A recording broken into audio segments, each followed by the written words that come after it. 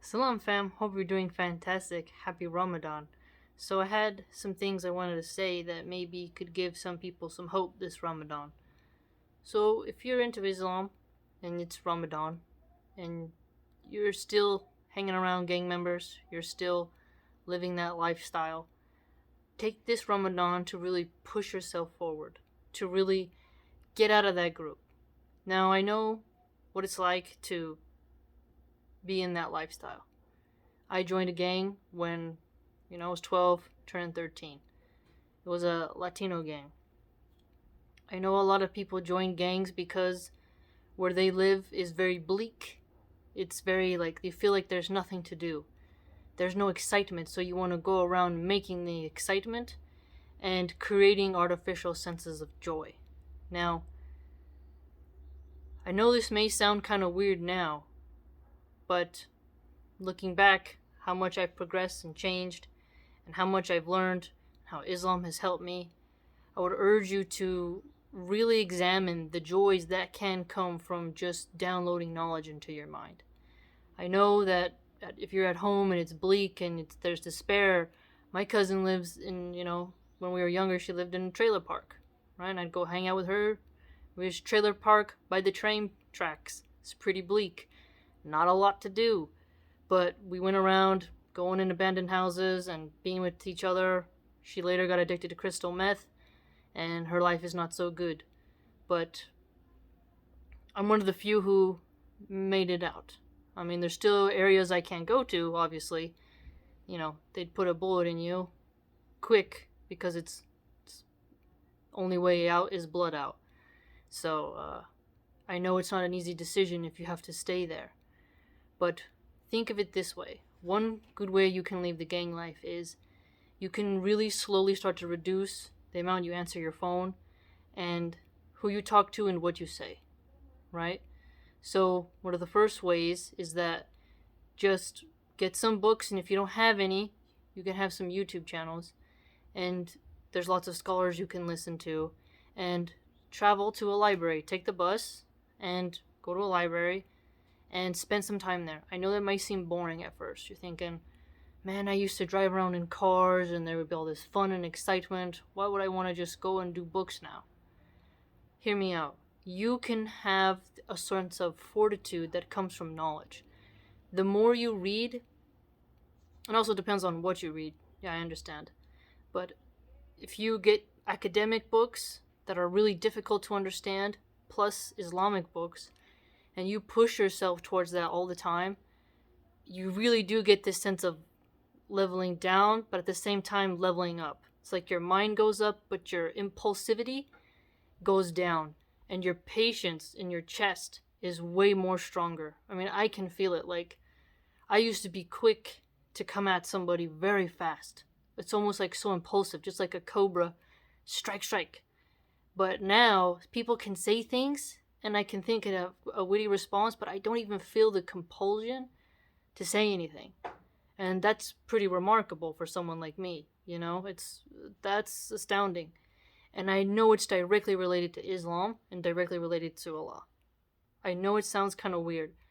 And it takes time to break a habit. Usually if you do something consecutively for 30 days, it starts to become a trait, a habit forming, and before you know it, you start getting in the routine of it, and it can really help. So let's say you're out in the middle of nowhere, there's violence all the time. You look around, there's just no job opportunities, no good schools, you're feeling despair, and you just want to get out of your own head, and you don't know how. Books are a really good way of doing that because you can argue with certain books.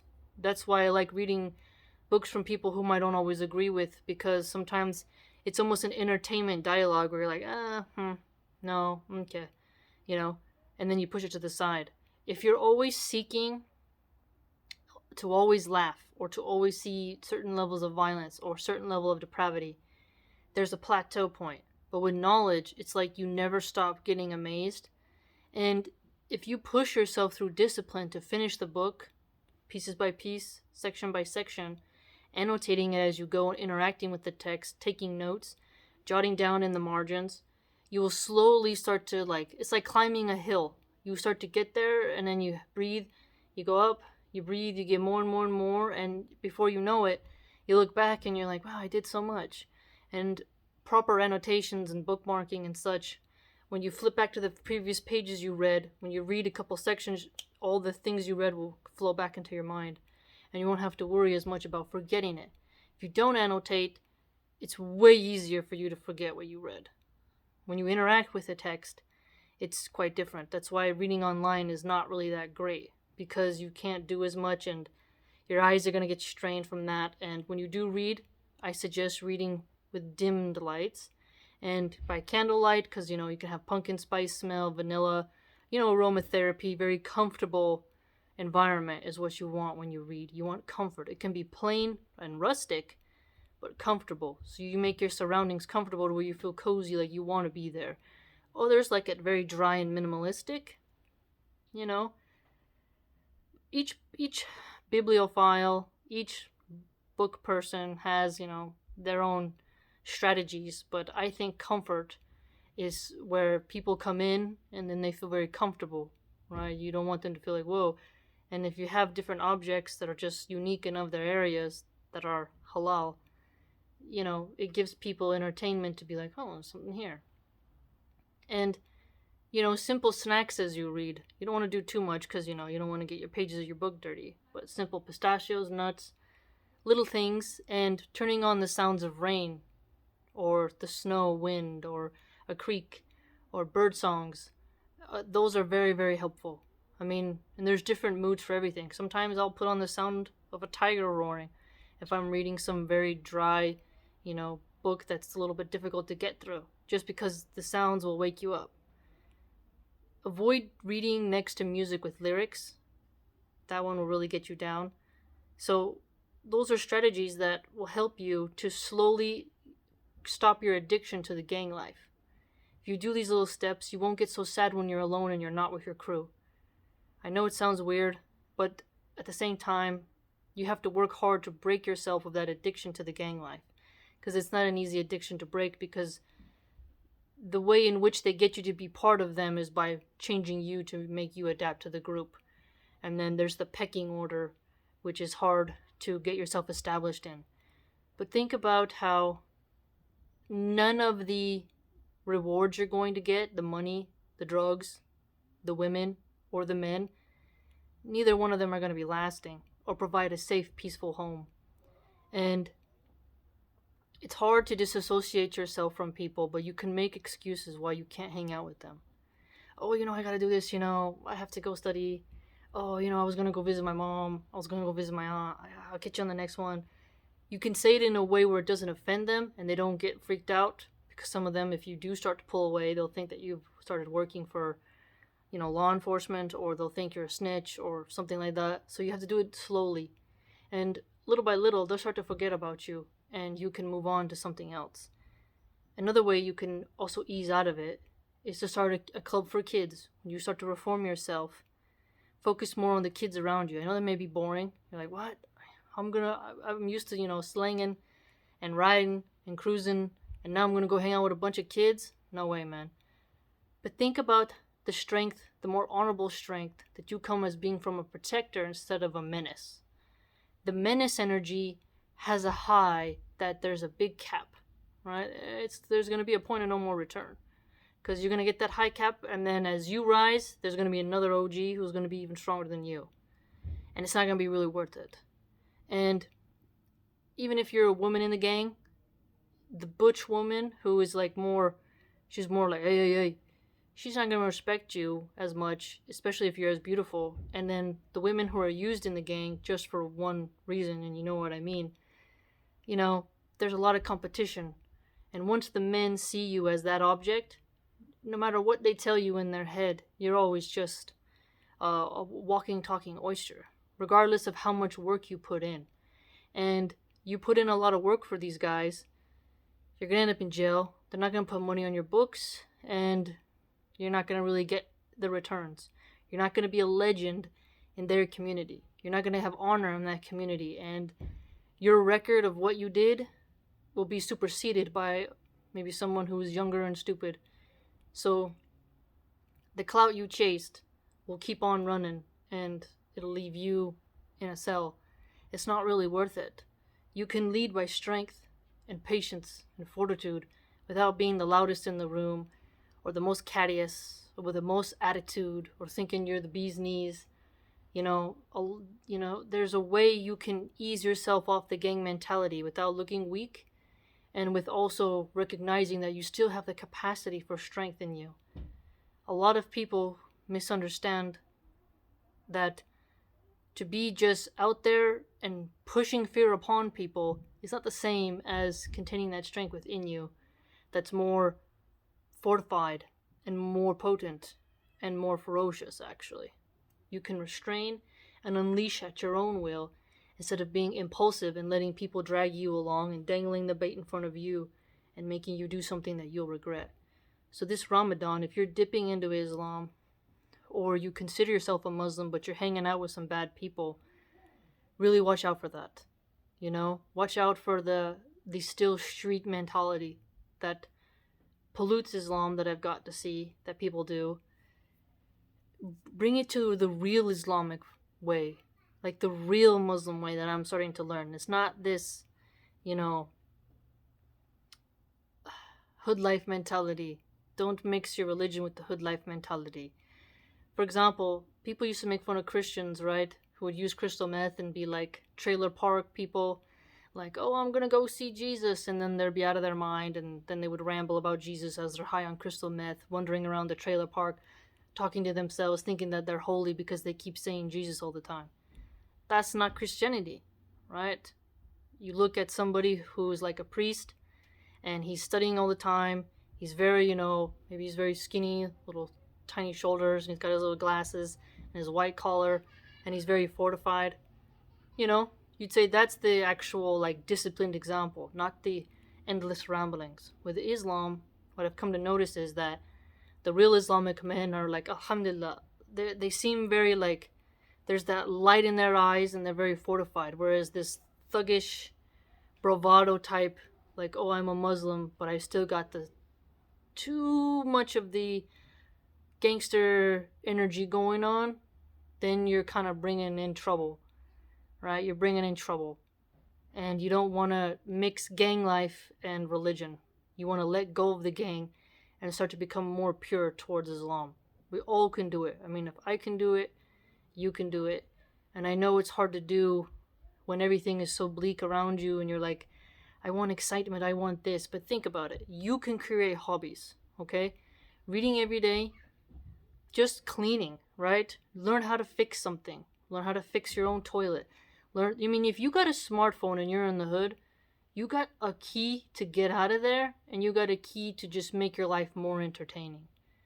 You really, really do. You just got to figure out what it is that you can replace that dopamine with. I know it's hard to get off the music, right?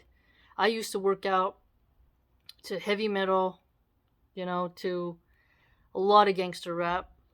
And, it's all gone now. I mean, maybe once in a while I'll hear some corridos or something like that, just because I like hearing those narcos in Mexico talk about their suffering, and what they did. Sometimes I might listen to, once in a while, the old Sicilian type of singers who have their accordion and they sing their sad songs. And you're like, oh, that's pretty sad. But you can pull away from it slowly to where it doesn't control you and you don't need the music anymore to work out. Now, I've reduced it so heavily to where you just can have a drum beat. And I know you're not supposed to have string instruments, but even with the string instruments, it's a good way to wean you off. Weaning yourself off the nonsense music it's hard to do, because you go in the store, there's music. You call someone, there's music. I mean, there's music everywhere. And at work, it's just like most places play music all day. You go out to eat, there's music of this nonsense crap pop that has no feeling in it anymore. It's just, poorly made, trendy trash music. It's like, it's not really any soul there. You can slowly ease yourself off of that. So sometimes I think to myself, okay, I'll maybe just have a beat with no words, and sometimes just words, no beat. And those rap battles, you can see them. Sometimes you have to watch out. Some are a bit vulgar and a bit like, this is a lazy rap battle. But some of them, when the rappers are very good, They don't need the vulgarity in order to be potent with their message, especially if it's political. They can go and go, and they can, they can hit their bars in different ways, and you're like, oh, that's cool, So there's ways you can ease up off of it and not rely upon music in order to get your sense of strength, and instead turn to Allah and turn towards knowledge. And you got to put in the work. Books are an excellent way to be happy while being poor. Also, really try just looking up at the sky. I mean, really go out there and just be around nature. A lot of people who live out in the burbs, they think, well, it's so boring. I want to be in the city where the action is. But then the people in the city who are living on the streets and living around the violence, they want to go back out to the woods. So the people who are kind of in the middle, they're a little bit more content with what they have because they can choose left or right, So just appreciate the sounds of nature around you. Take up a hobby, making pastries, making bread. Leave out the scraps for the animals. Cultivate an anarchy garden where you got a bunch of different tomato seeds. Put yourself to work in a different way. I mean, if you think about it, people think if they have a garden, they're not some macho man if they're a gangbanger. But think of it this way. I'll pitch it to you this way. Plenty of narcos, I'm going to give you an example. They have avocado tree fields, pineapple and mango, and they'll spend out time there. Old Sicilian mafia bosses, dons, used to go tend their tomato gardens, right? There's strength even with those hardcore criminal men who are wealthy.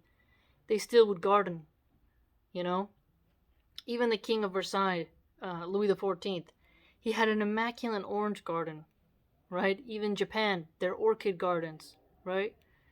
There's so many different ways that even the most imperial and even the most brutal in their fields who are high in rank get around nature. So if you're thinking, I'm this gangbanger around trailer parks and some area where there's nothing to do, all we do is stand outside all day and, swap stories and chop it up. Well, you can slowly ease it out with a hobby, Even if you draw at home, write some poetry. You can, even if you're not good at drawing, just do abstract art. Just let your hand flow. See what you come up with. Just do it. Distract your mind in a positive way. If you have a smartphone, you have a lot of things to entertain yourself. Ease up off that and be content with the little that you have.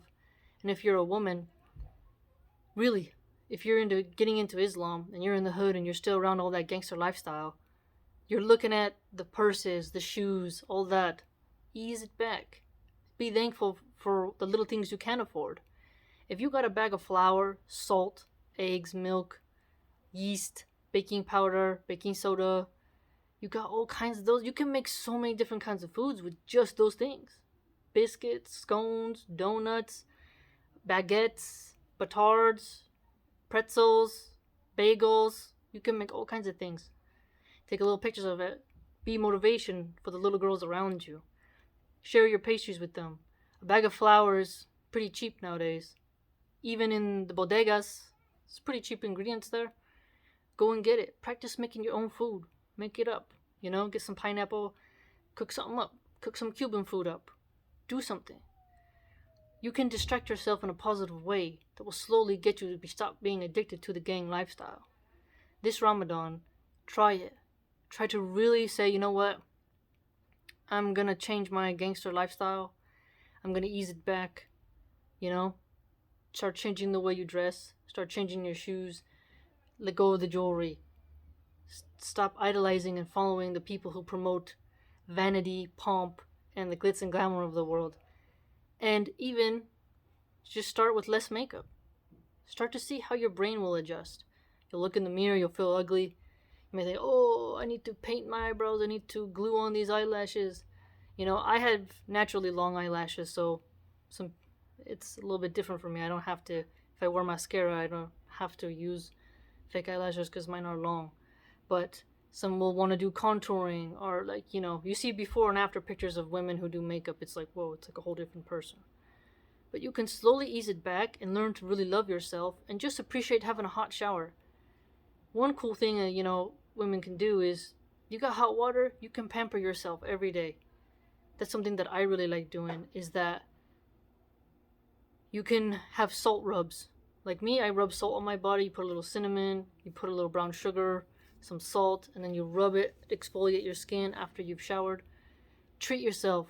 Get one of those pumice stones. Get your ankles. Take care of your nails. Push the cuticle back. Put some orange oil. Pamper yourself.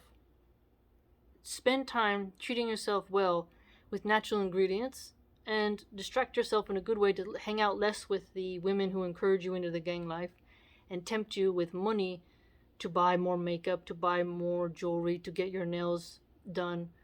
Nails are beautiful if you can afford it.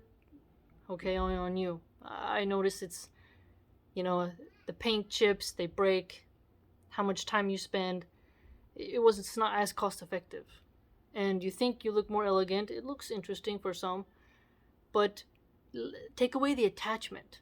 You know what I mean? Stop depending upon the makeup, the objects, the clothes for your own character and your own sense of self.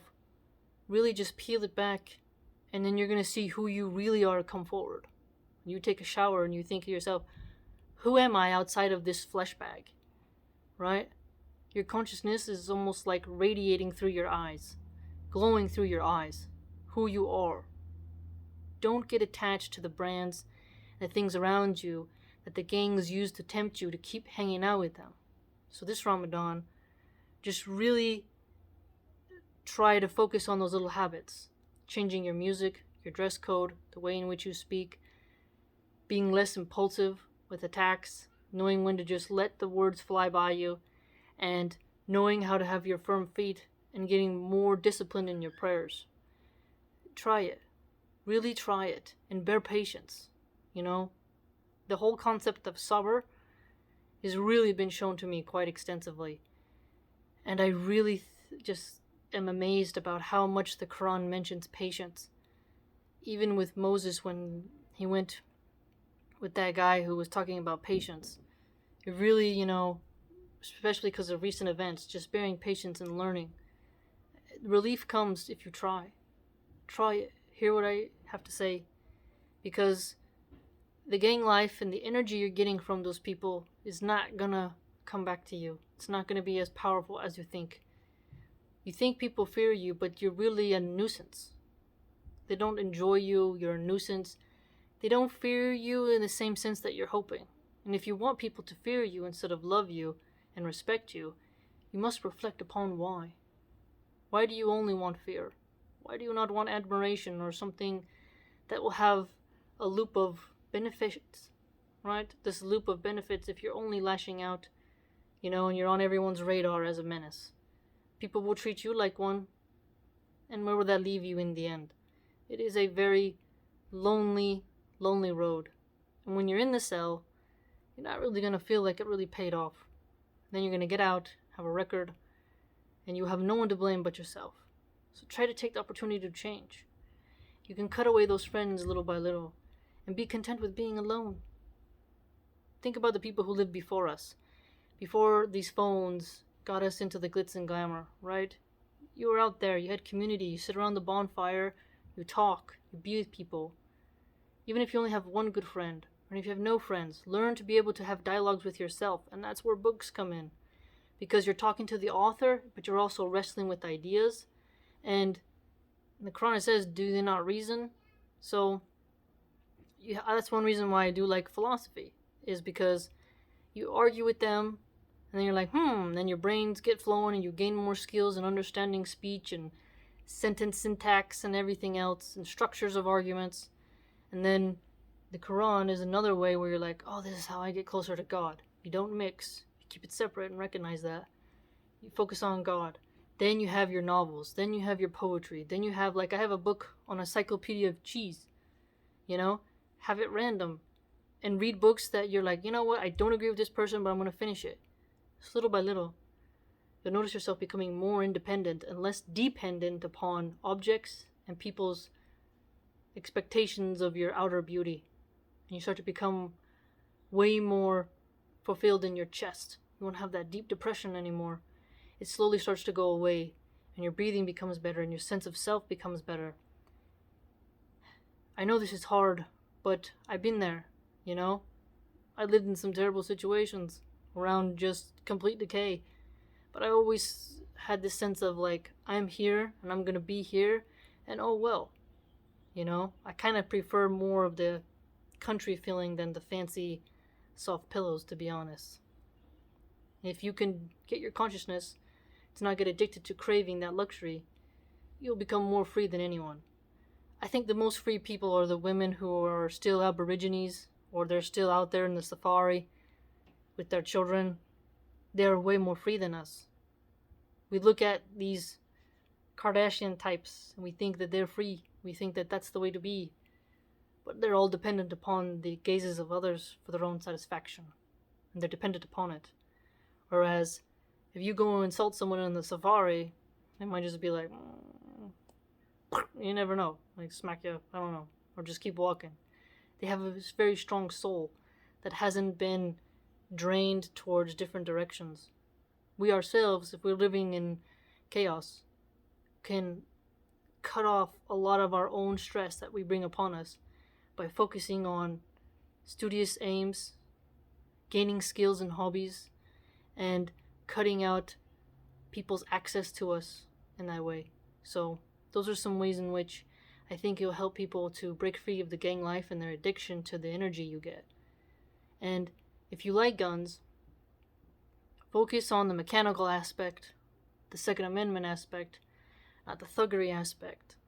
Because what the founders wanted with that was protection against tyrannical governments, factions, and violence. It wasn't just to cap someone because, they didn't think you put in enough work. That's not really a way to build a reputation. And like I said, that reputation will be good. It'll get replaced. So think about those things, about how to slowly ease yourself out of the gang world this Ramadan. I hope you can do it. Whoever's watching this that's still involved in that, it isn't impossible, and you're not weak for leaving. Don't forget.